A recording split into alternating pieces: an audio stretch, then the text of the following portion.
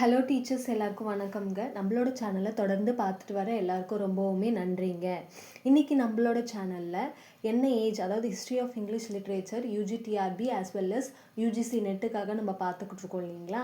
அதில் இன்றைக்கி செகண்ட் டாப்பிக்கான ஆங்கிலோ நார்மன் ஏஜ் தாங்க பார்க்க போகிறோம். ஆல்ரெடி ஆங்கிலோ சாக்சன் ஏஜுக்கான 100 MCQ as well as detail explanation நான் வீடியோ போட்டிருக்கேன். பார்க்காதவங்க நம்மளுடைய டிஸ்கிரிப்ஷனை தயவு செஞ்சு செக் பண்ணி பாருங்கள். கண்டிப்பாக உங்களுக்கு அந்த வீடியோ யூஸ்ஃபுல்லாக இருக்கும். சரி, வாங்க இன்றைக்கான வீடியோக்குள்ளே போகலாம். ஃபர்ஸ்ட் வந்து நான் ஒரு சாரி கேட்டுக்கிறேன். ஆக்சுவலி எனக்கு ஒரு கோல்ட் அண்ட் ஃபீவர் இருக்கிறதுனால வீடியோவில் கொஞ்சம் டிஸ்டர்பன்சஸ் இருக்கலாம். ஸோ அதுக்கு நான் சாரி கேட்டுக்கிறேன். ஓகேங்களா? சரி, வாங்க வீடியோக்குள்ளே போகலாம். ஸோ என்ன அப்படின்னு பார்த்தீங்கன்னா ஆங்கிலோ நார்மன் ஏஜ். சரிங்களா? ஆங்கிலோ நார்மன் ஏஜ் நம்மளுக்கு இயர் என்ன கொடுத்துருக்காங்கன்னு பாருங்கள். 1066 1300 வரைக்கும் நம்மளுக்கு கொடுத்துருக்காங்கங்க. இது வந்து என்னென்னா ஏடியில் நம்மளுக்கு வரும். சரிங்களா? 1066 1300 ஏடி. இதுதான் நம்ம ஆங்கிலோ நார்மன் ஏஜ்னு சொல்லுவோம். ஸோ ஆல்ரெடி நம்ம என்ன பார்த்துருக்கோம் அப்படின்னு பார்த்தீங்கன்னா ஆங்கிலோ சாக்சன் ஏஜ் அப்படின்றத பார்த்துருக்கோம் இல்லைங்களா. ஏன் வந்து ஆங்கிலோ சாக்சன் ஏஜ் வந்து முடிவுட்டுறது, அதுக்கு அடுத்தது தான் நம்மளுக்கு ஆங்கிலோ நார்மன் ஏஜ் அப்படின்ற ஒன்று வந்து வருது. சரி, எப்படி வந்து இது முடிவுட்டுறது அப்படின்றத நம்ம ஃபர்ஸ்ட் தெரிஞ்சுக்கணும் இல்லையா. அது மட்டும் இல்லாமல் இந்த ஆங்கிலோ சாக்சன் ஏஜை நம்ம என்னன்னு பார்த்தோம், ஓல்டு இங்கிலீஷ் பீரியட் அப்படின்னு பார்த்தோம். அப்போ இந்த ஆங்கிலோ நார்மன் ஏஜை என்னங்க சொல்லுவீங்க அப்படின்னு கேட்டிங்கன்னா இதை நம்ம என்னன்னு சொல்கிறோம் அப்படின்னு பார்த்தீங்கன்னா மிடில் இங்கிலீஷ் ஏஜ். சரிங்களா? இதை நம்ம என்னன்னு சொல்கிறோம்னா மிடில் இங்கிலீஷ் ஏஜ் அப்படின்னு சொல்லிட்டு சொல்லுவோம். இந்த மிடில் இங்கிலீஷ் பீரியடில் இன்னுமே நம்மளுக்கு 2 வரும். ஃபர்ஸ்ட் இதை வந்து நம்ம பார்க்கலாம். இதோடைய ஹிஸ்டாரிக்கல் பேக்ரவுண்ட் என்ன, அதாவது ஆங்கிலோ சாக்சன் ஏஜ் முடிஞ்சு ஆங்கிலோ நார்மன் ஏஜ் வரத்துக்கான முக்கியமான காரணம் என்ன அப்படின்னு பார்த்தீங்கன்னா இந்த ஒரு டேட்டை நீங்கள் ஞாபகம் வச்சுக்கோங்க. 14th October 1066. இந்த ஒரு டேட்டில் தான் என்ன நடந்தது அப்படின்னு சொல்கிறாங்கன்னா பேட்டில் ஆஃப் ஹாஸ்டிங்ஸ். இது ரொம்ப நிறைய கொஸ்டின்ஸில் கேட்டிருக்காங்க வேறு. Battle of Hastings. ஓகேங்களா? ஸோ இப்போ புதுசாக நான் வந்து எழுதி நடத்துகிற மாதிரி கொஞ்சம் பார்க்குறேன். ஆல்ரெடி நான் வந்து புக்கில் அப்படியே காட்டி டீச் பண்ணுற மாதிரி பண்ணியிருப்பேன். இப்போ வந்து நான் கொஞ்சம் ஸ்டைலஸ் யூஸ் பண்ணி ஃபோன்லேயே உங்களுக்காக எழுதி காமிக்கிற மாதிரி நான் பிளான் பண்ணியிருக்கேன். ஸோ இது நல்லா இருக்கான்னு சொல்லுங்கள். ஸோ இந்த பேட்டில் ஆஃப் ஹாஸ்டிங்ஸ் தாங்க ரொம்பவுமே முக்கியம். இந்த பேட்டில் ஆஃப் ஹாஸ்டிங்ஸ் யாருக்கும் நடந்தது அதுன்றது ரொம்பவுமே முக்கியம். ஸோ இது வந்து யாருக்கும் நடந்தது அப்படின்றத பார்க்கலாம். யாருக்கும் நடந்தது அப்படின்னு பார்த்தீங்கன்னா நம்மளோட ஆங்கிலோ சாக்சன் ஏஜோடைய தலைவர் இருக்கார் இல்லையா, அவரோட பேர் என்னன்னு சொல்கிறாங்கன்னா ஹெரால்டு. ஓகேங்களா? ஹெரால்டு 2ன்னு இதில் சொல்லுவாங்க, ஹெரால்டுன்னு சொல்லுவாங்க. ஸோ ஹெரால்டு, அவரோட பேர் ஹெரால்டு 2. அவருக்கும் யாருக்கும் நடுவில் ஒரு பேட்டில் நடக்குது அப்படின்னு பார்த்தீங்கன்னா இந்த நார்மன் கிங்கான வில்லியம் த கான்கரர். சரிங்களா? வில்லியம் த கான்கரர், இவங்க 2 பேருக்கும் தான் இந்த பேட்டில் ஆஃப் ஹாஸ்டிங்ஸ் அப்படின்றது நடக்குது. இந்த பேட்டிலில் யார் வின் பண்ணுறா அப்படின்னு பார்த்தீங்கன்னா வில்லியம் த கான்கரர் வின் பண்ணிடுறாரு. இவர் தான் வந்து இதுக்கப்புறம் என்ன ஆகுதுன்னா இங்கிலாண்டோடைய கிங்காக மாறுறாரு நம்மளுக்கு. ஓகேங்களா? வில்லியம் த கான்கரர் தான் இங்கிலாண்டோடைய கிங்காக ஆகுறாரு. அதனால தான் இந்த ஆங்கிலோ சாக்சன் ஏஜ் என்னவா மாறுது அப்படின்னு பார்த்தீங்கன்னா ஆங்கிலோ அப்படின்னாலே இங்கிலீஷ்னு அர்த்தம். ஓகேங்களா? ஸோ இங்கிலீஷ் அப்படின்றது இந்த சாக்சனுக்கு பதிலாக என்னவா மாறுது அப்படின்னு பார்த்தீங்கன்னா நார்மன் அப்படின்றது யாரு அப்படின்னு பார்த்தீங்கன்னா இந்த ஃப்ரெஞ்ச் பீப்புள். ஓகேங்களா? ஃப்ரெஞ்ச் பீப்புளை தான் என்னன்னு சொல்கிறாங்கன்னா நார்மன் அப்படின்னு சொல்லிட்டு சொல்கிறாங்க. ஸோ நார்மன் பீப்புள் அவங்களுடைய ஆட்சி வந்து வர ஆரம்பிக்குது அப்படின்னு சொல்லிட்டு சொல்கிறாங்க. ஓகேங்களா? இப்போ நெக்ஸ்ட் நம்ம என்ன பார்க்க போகிறோம் அப்படின்னு பார்த்தீங்கன்னா இப்போ வில்லியம் வந்து கிங்கானோடனே என்ன மாதிரியான சேஞ்சஸ்லாம் வந்து வருது அப்படின்றது, அதாவது இவங்க வந்து எப்படி வந்து வந்தாங்க அப்படின்னா இங்கிலீஷ் சேனல் வழியாக வந்து தான் அந்த போர் நடக்குது அப்படின்னு சொல்லிட்டு சொல்கிறாங்க. அந்த போர் நடந்த உடனே அதில் வில்லியம் ஜெயிச்ச உடனே அவர் வந்து கிங் ஆகிடுறாரு. அவர் கிங் ஆன உடனே மேஜராக ஒரு 3 விஷயங்கள் நடக்குது அப்படின்னு சொல்லிட்டு சொல்கிறாங்க.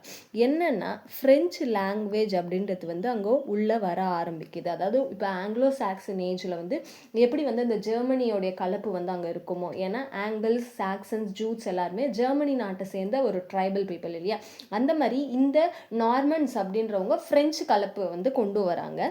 இந்த ஃப்ரெஞ்சு லாங்குவேஜ் அப்படின்றது மேக்ஸிமம் யாரால் பேசப்படுது அப்படின்னு பார்த்தீங்கன்னா அரிஸ்டோக்ராட்ஸ் இல்லைனா அப்பர் கிளாஸ் பீப்புள் அப்படின்னு சொல்லிட்டு சொல்கிறாங்க. இது ஆல்ரெடி யூஜிசி நெட்டில் கேட்ட ஒரு கொஸ்டின். ஸோ இந்த அப்பர் கிளாஸ் பீப்புள் இல்லைனா அரிஸ்டோக்ராட்ஸ் அவங்க தான் வந்து இந்த ஃப்ரெஞ்ச் லாங்குவேஜை யூஸ் பண்ணுறாங்க அப்படின்னு சொல்லிட்டு சொல்கிறாங்க. நெக்ஸ்ட் என்ன சேஞ்ச் கொண்டு வராங்க அப்படின்னு பார்த்தீங்கன்னா அந்த இங்கிலாந்து அப்படின்றது வந்து என்னவா மாற ஆரம்பிக்குதுன்னா ஒரு சென்ட்ரலைஸ்டு ஸ்டேட்டாக, அதாவது ஒரு நமக்குன்னு ஒரு ரூலர் இருக்காங்க அப்படின்ற மாதிரி மாறுது. அதாவது இப்போ ஆங்கிலோ சாக்சன் ஏஜில் வந்து அவங்க மேக்ஸிமம் வந்து இந்த பேட்டிலில் தான் வந்து இது பண்ணுவோம். அவங்களுக்குன்னு ஒரு தலைவர், நிரந்தர தலைவர் அப்படின்ற ஒன்று இல்லை. ஆனால் இப்போ வந்து என்ன ஆகுதுன்னா இங்கிலாண்டை வந்து ஒரு ரூலர் ஆட்சி செய்கிற மாதிரி ஒரு சென்ட்ரலைஸ்டு ஸ்டேட்டாக வந்து மாற ஆரம்பிக்குதுன்றாங்க. அடுத்து என்னன்னு பார்த்தீங்கன்னா ஃபியூடலிசம் அப்படின்ற ஒன்று கொண்டு வராங்க. ஃபியூடலிசம் அப்படின்னா நம்ம என்னன்னு சொல்லுவோம்னா கிங்கோட ரூல் அப்படின்னு சொல்லிட்டு சொல்லுவோம் இல்லையா, அந்த ஹைரார்கி. அப்படி கிங் வருவார், அவருக்கு கீழே டியூக்கு, அவருக்கு கீழே ஏர்ல் இல்லைனா கவுண்ட்டுன்னு சொல்லுவாங்க, அவங்களுக்கு கீழே மார்க்வஸ், அவங்களுக்கு கீழே பேரன், அவங்களுக்கு கீழே யார் வருவாங்கன்னா நைட்டு வருவாங்க. இந்த நைட்லாம் வந்து ரொம்பவுமே நம்மளுக்கு இம்பார்ட்டண்டான டாபிக் அப்படின்னு சொல்லிட்டு சொல்லலாம், அதாவது இம்பார்ட்டண்டான ஒருத்தவர் அப்படின்னு சொல்லிட்டு சொல்லலாம் நைட். ஓகேங்களா, இருங்க நான் திருப்பி எழுதுகிறேன். ஸோ நைட்டு, ஏன்னா இவரை பற்றின ஸ்டோரிஸ்லாம் நம்ம நிறைய பார்த்துருப்போம். ஓகேங்களா, நைட்டு அவருக்கு கீழே லார்டு, அவருக்கு கீழே தான் நம்மளுக்கு காமன் மேன் அப்படின்னு சொல்லிட்டு வருவாங்க. ஸோ இதுதான் வந்து ஒரு 3 மேஜர் சேஞ்சஸ் வந்து நம்மளுக்கு வந்து இதில் கொண்டு வராங்க அப்படின்னு சொல்லிட்டு சொல்கிறாங்க.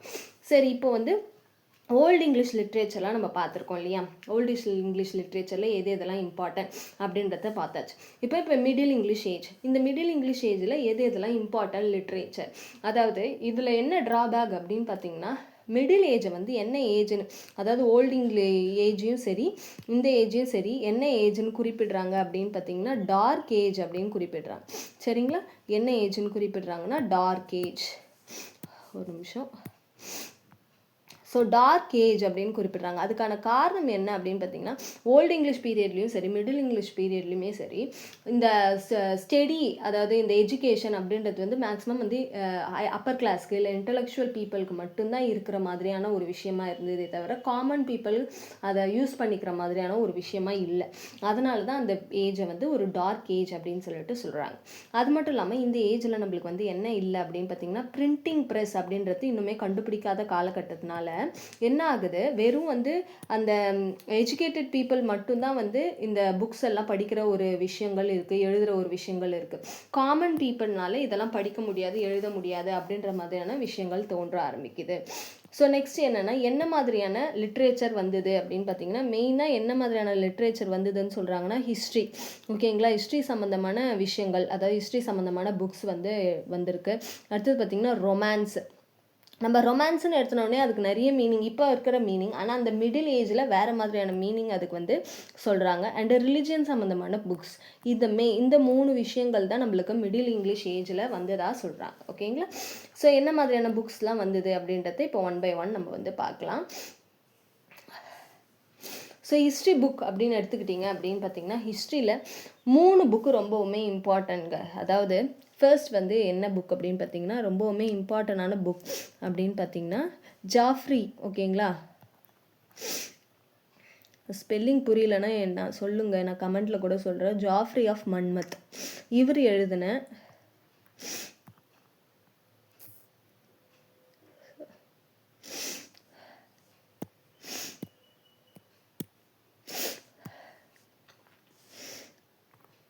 ஜாஃப்ரி ஆஃப் மன்மத், இவர் எழுதின ஒர்க்கோட நேம் தான் என்னன்னு சொல்கிறாங்கன்னா ஹிஸ்டாரியா. இது வந்து என்னென்னா ஒரு லத்தீன் ஒர்க்குங்க, லத்தீன் மொழியில் எழுதப்பட்ட ஒரு ஒர்க்கு, ஹிஸ்டாரியா ரீகம் அண்டு பிரிட்டானி.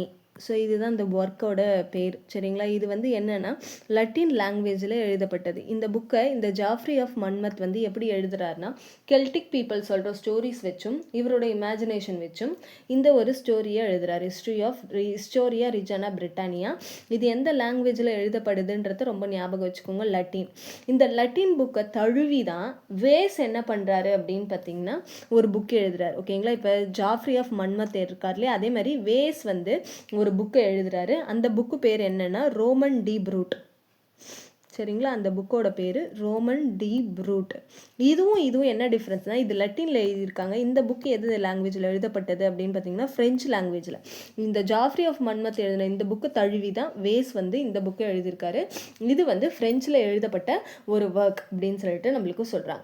நெக்ஸ்ட் நம்ம என்ன பார்க்க போகிறோம்னா, இதுலேயே இந்த 2 புக்கையும் தழுவி எழுதப்பட்ட ஒரு புக்கு தான் என்னன்னு சொல்கிறாங்கன்னா லேமன். ஓகேங்களா, எந்த புக்கு அப்படின்னு பார்த்தீங்கன்னா லேமனுடைய ப்ரூட் அப்படின்றது புக்கு. ஓகேங்களா, இது எல்லாமே ஹிஸ்ட்ரி புக். ஓகேங்களா, லேமனுடைய ப்ரூட்டு இதுதான் வந்து நம்மளுடைய மிடில் இங்கிலீஷில் எழுதப்பட்ட ஒரு ஒர்க். இதுலேயுமே ஃபர்ஸ்ட் வந்து ஓல்டு இங்கிலீஷில் தான் சிலது எழுதியிருக்காங்க, அப்புறம் லேட்டர் சேஞ்ச் ஆயிருக்குன்னு சொல்கிறாங்க. லேமன் ப்ரூட்டு இதை வந்து இங்கிலீஷில் வந்து த க்ரானிக்கல் ஆஃப் பிரிட்டன் அப்படின்னு கூட சொல்லுவாங்க. அதில் இதில் வந்து கிங் லியர் பற்றி இருக்கும், ட்ராய் பற்றி இருக்கும், இந்த மாதிரி நிறைய பேருடைய விஷயங்கள் பற்றி, ஹிஸ்ட்ரி பற்றி லேமன் வந்து எழுதியிருப்பார். இதுதான் இங்கிலீஷில் எழுதப்பட்ட புக்கு. இந்த மூணுமே மோர் ஆர்லெஸ் காமனான ஒரு புக்கு தான், வேறு வேறு லாங்குவேஜில் எழுதப்பட்டிருக்கு அப்படின்னு சொல்லிட்டு சொல்கிறாங்க. இந்த லேமன் ப்ரூட்டில் கிட்டத்தட்ட 16,096 லைன்ஸ் இருக்கிறதா சொல்கிறாங்க. ஓகேங்களா. அண்ட் இது வந்து ஒரு இங்கிலீஷ் போயம் மாதிரி தான் கன்சிடர் பண்ணுறாங்க. இப்போ இது பொதுவாக ஹிஸ்ட்ரிலாம் வந்து இதில் தானே இருக்கும், நம்மளுக்கு வந்துட்டு லாங்காக இது நரேட்டிவாக இருக்கிற மாதிரி இருக்கும். ஆனால் இது வந்து போயம் வடிவில் இருக்கிற ஒரு இது அப்படின்னு சொல்லிட்டு சொல்கிறாங்க, லேமனுடைய ப்ரூட். ஓகேங்களா. நெக்ஸ்ட் இதுதான் ஹிஸ்ட்ரியிலன்னு பார்த்தீங்கன்னா இந்த 3 புக்கு தான் இம்பார்ட்டண்ட்டாக சொல்கிறாங்க வேறு வேறு லாங்குவேஜில். இப்போ நெக்ஸ்ட் நம்ம என்ன பார்க்க போகிறோம்னா ரொமான்ஸ். நான் ஆல்ரெடி சொன்ன மாதிரி இப்போ நம்ம ரொமான்ஸ் அப்படின்னு எடுத்துக்கிட்டோம் அப்படின்னாலே இப்போ நம்மளுக்கு தெரிஞ்ச ரொமான்ஸ் அப்படின்றது என்னென்னா ஓகே ஒரு லவர்ஸ்குள்ளே இருக்க ரொமான்ஸ் அந்த மாதிரியான ஒரு விஷயம். ஆனால் அந்த காலத்தில் ரொமான்ஸ் அப்படின்றது என்னென்னா அது வந்து ஒரு வீரமாக பார்க்கப்படுது, சிவல்ரி. அதாவது கிங்குக்கு கீழே வேலை செய்கிறாரு இல்லையா இந்த நைட், நான் சொன்னேன் இல்லையா இந்த நைட் வந்து ரொம்பவுமே இம்பார்ட்டண்டான ஒரு ஆளுன்னு. இந்த நைட்டு வந்து அவர் போகிற விஷயங்கள், அவர் என்ன மாதிரியான வீர தீர செயல்கள் பண்ணுறாரு, அங்கே யாரை மீட் பண்ணுறாரு, அவங்களுக்குள்ள எப்படி லவ் அது, ஸோ இந்த மாதிரியான விஷயங்களை தான் அவங்க ரொமான்ஸ் அப்படின்னு சொல்லிட்டு அந்த டாப்பிக்கில் எழுதுனாங்க அப்படின்னு சொல்லிட்டு சொல்கிறாங்க. ஆக்சுவலி இந்த ரொமான்ஸ் அப்படின்றது வந்து எந்த வேர்டுலேருந்து வந்ததுன்னு சொல்கிறாங்கன்னா இந்த ரொமான்ஸ் அப்படின்ற ஃப்ரெஞ்சு வேர்டுலேருந்து தான் வந்தது. இந்த வேர்டுக்கு மீனிங் என்னென்னா ஒரு லாங் நரேட்டிங் போயம், இல்லை ஒரு ஸ்டோரி, லாங் ஸ்டோரி அப்படின்றது தான் இந்த ரொமான்ஸுக்கான மீனிங்.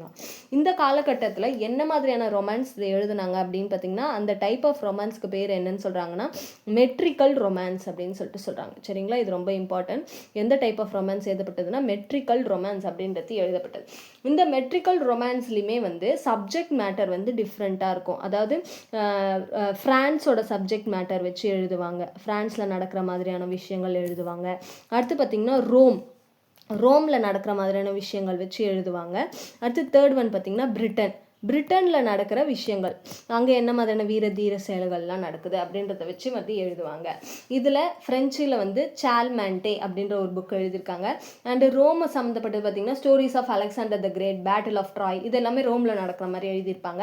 அண்டு பிரிட்டன் அப்படின்னு எடுத்துக்கிட்டிங்கன்னா கிங் ஆர்த்தர். ஓகேங்களா. கிங் ஆர்த்தர் ரொம்பவுமே இம்பார்ட்டண்டான ஒரு பர்சன். அவருடைய 12 நைட்ஸ், அவருக்கு வந்து எத்தனை நைட்ஸ் இருக்காங்கன்னா 12 நைட்ஸ், அவங்க பண்ணுற வீர தீர செயல்கள் அதே எல்லாத்தையுமே அந்த ரொமான்ஸ் அப்படின்ற ஒரு இதில் வந்து எழுதியிருப்பாங்க அப்படின்னு சொல்லிட்டு சொல்கிறாங்க. ஓகேங்களா.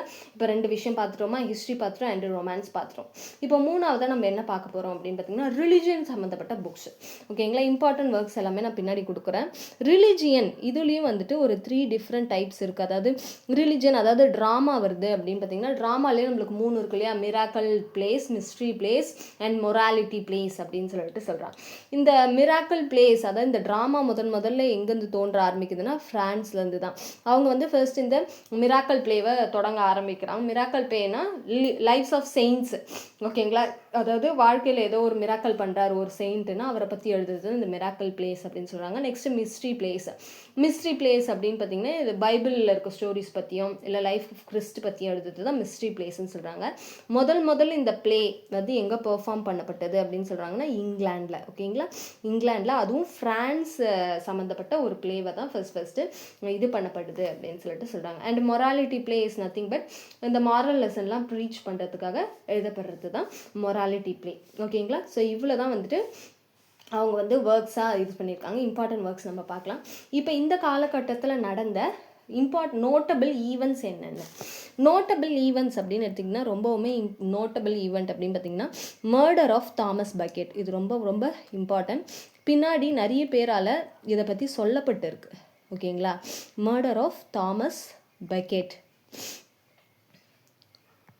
இவர் வந்து என்னென்னா archbishop of Canterbury in 17. இந்த டேட் ரொம்ப முக்கியம், எந்த டேட்டில் அவர் மர்டர் பண்ணப்பட்டார் அப்படின்னு சொல்லிட்டு சொல்லுவாங்க.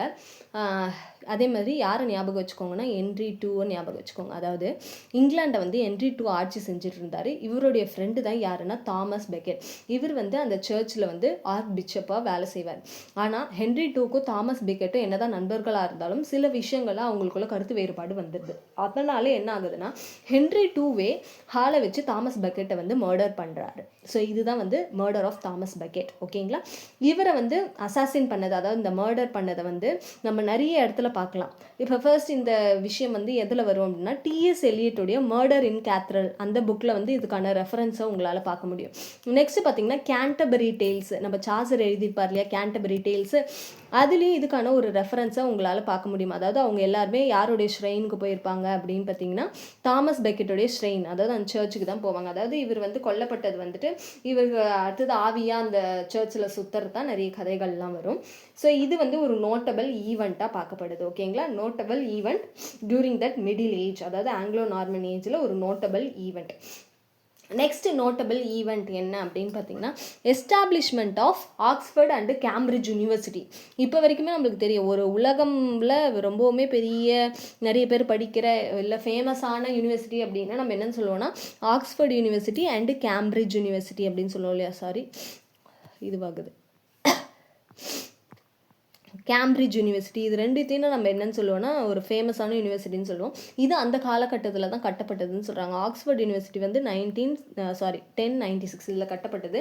இதுக்கு ஆப்போசிட்டாக கட்டப்பட்டது தான் இந்த கேம்பிரிட்ஜ் யூனிவர்சிட்டின்னு சொல்கிறாங்க. இது எப்போது கட்டப்பட்டதுன்னா 1209. ஓகேங்களா? இது ரெண்டுமே இதுவும் ஒரு நோட்டபிள் ஈவெண்ட். அந்த காலத்தில் கட்டப்பட்ட யூனிவர்சிட்டி, இன்னமுமே நம்மக்கிட்ட இருக்கிற ஒரு யூனிவர்சிட்டி. இப்போ தேர்டு நம்ம என்ன பார்க்க போகிறோம் அப்படின்னு பார்த்தீங்கன்னா, ரொம்பவுமே இம்பார்ட்டண்டான ஒரு விஷயம் மேக்னா கார்ட்டா. இந்த ஏஜில் நீங்கள் முக்கியமாக பார்க்க வேண்டியது என்னென்னா இந்த மேக்னா கார்ட்டா. இது எப்போது சைன் பண்ணப்பட்டது அப்படின்னு பார்த்தீங்கன்னா ஜூன் 15 1215 இது. ஓகேங்களா? இது ரொம்ப ரொம்ப ரொம்ப இம்பார்ட்டண்டான ஈவெண்ட். ஆக்சுவலி இந்த மேக்னா கார்ட்டா அப்படின்றது வந்து என்னன்னா, அதாவது இந்த இங்கிலாண்டில் வந்து இவங்க பவருக்கு வந்ததுக்கப்புறம் ஃப்ரெஞ்சு தான் வந்து ஃபுல் அண்ட் ஃபுல் வந்து மொழியா அப்படின்றது வந்திருக்கும். அது வந்து காமன் பீப்புளுக்கு வந்து பிடிக்காது. ஸோ அப்போ என்ன ஆக ஆரம்பிக்குது அப்படின்னா, இந்த மேக்னா கார்ட்டா வந்து சைன் பண்ணப்படுது யாருக்குன்னா இங்கிலாண்டோடைய கிங்கான king John and the people of barons, இவங்க 2 பேருக்கு நடுவில் சைன் பண்ணப்பட்டது தான் இது. அதாவது என்னென்னா அந்த லாங்குவேஜ் இஷ்யூ. ஓகேங்களா? ஃப்ரெஞ்சு வந்து என்னதான் பேசினாலும் இந்த இங்கிலீஷ் வந்து ஒரு ஆட்சி மொழியாக இருக்கலாம் அப்படின்ற ஒரு விஷயம் வந்து இந்த மேக்னா கார்ட்டா மூலியமாக சைன் பண்ணியிருப்பாங்க. அதுக்கப்புறம் தான் இந்த பார்லிமெண்ட் அப்படின்ற ஒரு விஷயம் வந்து ஃபார்ம் ஆயிருக்கும். அதாவது பார்லிமெண்ட் என்னதான் வந்து இப்போ இங்கிலாண்டில் வந்து கிங் அவங்கெல்லாம் ரூல் பண்ணாலுமே பிஎம் தான் வந்து மோஸ்ட் பவர்ஃபுல். அதாவது பார்லிமெண்ட் மூலிமா தேர்ந்தெடுக்கப்படுற பிரைம் மினிஸ்டர் தான் வந்து ஃபுல் பவர்லேயும் இருப்பார் அப்படின்ற ஒரு விஷயம்லாம் இந்த மேக்னா கார்ட்டா அப்படின்ற ஒரு விஷயம் மூலிமா நம்மளுக்கு தெரிய வருது. இது சைன் பண்ணியிருக்காங்க. ஸோ இது எல்லாமே வந்து நம்மளுக்கு வந்து நோட்டபிள் ஈவெண்ட்ஸ். சரிங்களா? இப்போ நெக்ஸ்ட் வந்து நம்ம important works of this age. So இந்த ஆங்கிலோ நார்மன் ஏஜில் இம்பார்ட்டன்ட் ஒர்க்ஸ் என்னென்ன அப்படின்றத ஹிஸ்ட்ரியில் நம்ம பார்த்துட்டோம் ஆல்ரெடி. ஓகேங்களா? ஹிஸ்ட்ரியில் நம்ம பார்த்துட்டோம். இப்போ நெக்ஸ்ட் நம்ம என்னென்னு வந்துன்னா இம்பார்ட்டன்ட் ஒர்க்ஸ் அது எல்லாத்தையுமே நம்ம இப்போ பார்க்கலாம். இப்போ போயம் அப்படின்னு நீங்கள் எடுத்துக்கிட்டீங்கன்னு வச்சுக்கோங்களேன். போயம் இதில் ஒரு 4 போயம் வந்து ஒரே மேனுஸ்கிரிப்டில் கிடச்சிருக்கும். அது என்னென்ன போயம் அப்படின்னு பார்த்தீங்கன்னா பியல் அப்படின்ற போயம். நெக்ஸ்ட் பார்த்தீங்கன்னா பேஷன்ஸ் அப்படின்ற போயம். இல்லை பேஷன்ஸ்ன்னு சொல்லுவாங்க. பேஷன்ஸ். நெக்ஸ்ட் என்னென்னா பியூரிட்டி ஆர் கிளென்லினஸ் அப்படின்னு கூட சொல்லுவாங்க இந்த போயம். அடுத்து இது கூட ஒரு ஸ்டோரி கிடச்சிருக்கும். அந்த ஸ்டோரி என்னென்னா சர் கொவைன். நான் இது எல்லாத்தையுமே இப்போ எக்ஸ்பிளைன் பண்ணுறேன். ஃபர்ஸ்ட் எழுதிடுறேன். Sir Gawain and the Green Knight. இது எல்லாமே வந்து ஒரு மேனுஸ்கிரிப்டில் கிடச்சிருக்கும். அது ரொம்ப இம்பார்ட்டண்டான கொஸ்டின். ஒரே மேனுஸ்கிரிப்டில் கிடச்சிருக்கும். அந்த மேனுஸ்கிரிப்டோட பேர் என்னென்னா காட்டன் நேரோ ஏஎக்ஸ். சரிங்களா? காட்டன் நேரோ ஏஎக்ஸ். இந்த மேனுஸ்கிரிப்டில் தான் இது எல்லாமே கிடச்சிருக்கும். ஆக்சுவலி இந்த Sir Gawain and the Green Knight வந்து ஒரு இம்பார்ட்டண்டான ஸ்டோரி. நான் ஆல்ரெடி சொன்ன மாதிரி இந்த மேட்டர் ஆஃப் பிரிட்டனில் வந்துட்டு இந்த கிங் ஆர்த்தர் அண்ட் அவருடைய 12 நைட்ஸ் இருக்காங்களே, அந்த 12 நைட்டில் இம்பார்ட்டண்டான ஒருத்தவர் தான் இந்த சர் கொவைன். இவருடைய வீர தீர செயல்கள் எல்லாமே ஒரு ஸ்டோரியாக எழுதியிருப்பாங்க. அண்ட் த பேர்ல் போயம் இது வந்து ஒரு டாட்டருக்கும் ஒரு ஃபாதருக்கும் நடக்கிற ஒரு விஷயமா எழுதியிருப்பாங்க. பேஷன்ஸ்ன்றது வந்து பொறுமை எவ்வளோ முக்கியம் அப்படின்றத சொல்கிற மாதிரியான ஒரு ஸ்டோரி. அண்ட் பியூரிட்டி, நம்ம வந்து எவ்வளோ பியூராக க்ளீனாக இருக்கணும் அப்படின்ற மாதிரியான விஷயங்களை சொல்கிற மாதிரி. இது எல்லாமே வந்து ஒரே மேனுஸ்கிரிப்டாக காட்டன் நேரோ ஏஎக்ஸில் நம்மளுக்கு கிடைச்சிருக்கு. ஸோ இது வந்து ஒரு இம்பார்ட்டண்டான போயம் அப்படின்னு சொல்லிட்டு சொல்கிறாங்க. அதாவது இது எல்லாமே ஒரே மேனுஸ்கிரிப்ட் தான். பேஷன், பியூரிட்டி இது எல்லாமே தனித்தனி போயம் நம்மளுக்கு. ஓகேங்களா? இப்போ நெக்ஸ்ட் என்ன பார்க்கலாம். நெக்ஸ்ட் நம்ம பார்க்க போகிறது என்னென்னா ஆரம்ஸ் எழுதினேன். ஓகேங்களா? ஆரம் எழுதினேன். ஆறுமுளம். ஓகேங்களா, ஆறுமுளம். இது வந்து ஒரு பேராஃப்ரேஸ் மாதிரியான ஒரு ஒர்க். ஓகேங்களா, ஆம் எழுதுன ஆறுமுளம் இது வந்து ஒரு இம்பார்ட்டண்டான ஒர்க்கு, இதையும் பார்த்து வச்சுக்கோங்க. நெக்ஸ்ட் நம்ம பார்க்க போகிறது என்னென்னா போயமில் த அவுல் அண்ட் த நைட்டிங்கேல். இது வந்து ஒரு இம்பார்ட்டண்டான போயம்ங்க. இது எப்படின்னா அவுலுக்கும் நைட்டிங்கலுக்கும் ஒரு டிபேட் நடக்கிற மாதிரியான ஸ்டோரி. ஓகேங்களா, டிபேட்னா அவங்களுக்குள்ளே நடக்கிற விஷயங்களை ஷேர் பண்ணிக்கிற மாதிரி. அது வந்து எப்பொழுது எழுதப்பட்டது அப்படி பார்த்தீங்கன்னா 1220 இந்த காலகட்டத்தில் எழுதப்பட்டது அப்படின்னு சொல்கிறாங்க. ஓகேங்களா, த அவுல் அண்ட் த நைட்டிங்கேல் அப்படின்றது. நெக்ஸ்ட் நம்ம என்ன பார்க்க போகிறோம் அப்படின்னு பார்த்தீங்கன்னா கர்சர் முண்டி. இது வந்து ஒரு லாங் போயம். எல்லாமே நான் போயமாக தான் சொல்லிக்கிட்டு இருக்கேன் பாருங்கள். கர்சர் முண்டி, கர்சர் முண்டி இது வந்து ஒரு லாங் போயம். பைபிள் இருக்க ஸ்டோரிஸ் எல்லாம் எக்ஸ்பிளைன் பண்ணுற மாதிரி நம்மளுக்கு கொடுத்துருப்பாங்க. ஓகேங்களா, இது வந்து ஒரு லாங் போயம், பைபிளோட ஸ்டோரிஸ்லாம் சொல்லியிருக்கிற மாதிரி இருக்கும். நெக்ஸ்ட் பார்க்கலாம். நெக்ஸ்ட் என்ன போகுது பார்த்தீங்கன்னா ஆங்கரின் ரைவல். ஓகேங்களா, ஆங்கரின் ரிவல். இது வந்து எப்போ எழுதப்பட்டதுன்னா 1225. இதுக்கு இன்னொரு பேர் என்ன சொல்லுவாங்கன்னா ரூல் ஆஃப் ஆங்க்ரஸஸ் அப்படின்னு சொல்லுவாங்க. அதாவது இதில் வந்து ஒரு 3 விமன் வந்துட்டு ஸ்பிரிச்சுவாலிட்டியில் ஈடுபடும் போது அவங்க என்ன மாதிரியான ரூல்ஸ் அண்ட் ரெகுலேஷன்ஸ்லாம் ஃபாலோ பண்ணணும் அப்படின்ற மாதிரியான விஷயங்களை வந்து இதில் நம்மளுக்கு சொல்லியிருப்பாங்க. சரிங்களா, நெக்ஸ்ட் நம்ம என்ன பார்க்க போகிறோம்னா இந்த காலகட்டத்தில் வந்து டிரான்ஸ்லேட்டட் ஒர்க்ஸ். ஓகேங்களா, யாருடைய ஒர்க் டிரான்ஸ்லேட் பண்ணப்பட்டது அப்படின்னு பார்த்தீங்கன்னா ராபர்ட் மெனங். ஓகேங்களா, ராபர்ட் மெனங்ஸ். இவருடைய 2 ஃப்ரெஞ்சு ஒர்க்கை வந்து இங்கிலீஷில் டிரான்ஸ்லேட் பண்ணியிருக்காங்க. என்னென்ன ஒர்க் அப்படின்னு பார்த்தீங்கன்னா manual of sins. Manual of sins எப்போதுன்னா 1303. அதே மாதிரி ரிமோஸ் ஆஃப் கன்சைன்ஸ். இந்த ஒர்க் வந்து 1340 வந்து டிரான்ஸ்லேட் பண்ணப்பட்டிருக்கு. ஓகேங்களா, ஸோ மேக்ஸிமம் இவ்வளோ தான். நான் மேக்ஸிமம் எல்லா ஒர்க்ஸ், இம்பார்ட்டன்ட் ஒர்க்ஸ் எல்லாத்தையுமே நான் சொல்லிட்டேன். அண்ட் போயம் எது இம்பார்ட்டன்ட் அப்படின்றத நம்ம சொல்லிட்டோம். இவ்வளோ தான் வந்து நம்மளுக்கு ஆங்கிலோ நார்மன் ஏஜில் இம்பார்ட்டண்ட்டாக பார்க்க வேண்டியது.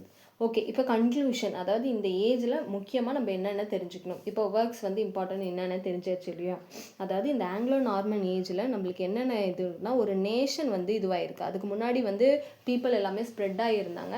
இப்போ இவங்களுக்குன்னு ஒரு ரூலர், ஒரு கிங்குன்னு ஒருத்தர் வந்ததுனால எல்லாருமே வந்துட்டு ஒரு நேஷனாக உணர ஆரம்பிக்கிறாங்க. நெக்ஸ்ட் என்னென்னா ஃபியூடலிசம். நான் சொன்ன மாதிரி கிங்குக்கு கீழே ஒரு ஹைரார்கி ஸ்ட்ரக்சரில் எல்லாரும் வந்து ஃபாலோ பண்ணுறாங்க. அண்ட் என்ன ஆக ஆரம்பிக்குதுன்னா ஒரு நியூ லாங்குவேஜ் வந்து வர ஆரம்பிக்குது அப்படின்னு சொல்கிறாங்க. அதாவது ஃப்ரெஞ்சோடைய கலப்பு வந்து அதில் இருக்கு இல்லையா. அது மட்டும் இல்லாமல் இங்கிலீஷ்க்கு வந்து நிறைய ஃப்ரெஞ்சு வேர்ட்ஸ் வந்து கிட்டத்தட்ட ஒரு 10,000 வேர்ட்ஸ்க்கு மேலே ஃப்ரெஞ்சு வேர்ட்ஸோடைய கலப்பு வந்து இங்கிலீஷில் இருக்கிறதா அவங்க வந்து சொல்கிறாங்க. நியூ லாங்குவேஜ் அண்டு லிட்ரேச்சர் வந்து நம்மளுக்கு கிடைக்க ஆரம்பிக்குது அப்படின்னு சொல்கிறாங்க. ஸோ இவ்வளோ தாங்க ஆங்கிலோ நார்மன் ஏஜ். நெக்ஸ்ட் வீடியோவில் நம்ம இது ரிலேட்டடாக ஒரு 100 MCQ வந்து பார்ப்போம். ஸோ இந்த வீடியோ ரிலேட்டடாக ஏதாவது டவுட்ஸ் இருந்தால் என்னோட கமெண்ட் செக்ஷனில் நம்ம கேட்கலாம். நம்மளோட வீடியோ பிடிச்சிருந்தா கண்டிப்பாக சப்ஸ்கிரைப் பண்ணிக்கோங்க. ஏன்னா நீங்கள் சப்ஸ்கிரைப் பண்ணாதான் இன்னும் நிறைய பேருக்கு இது போய் ரீச் ஆகும். So thank you so much.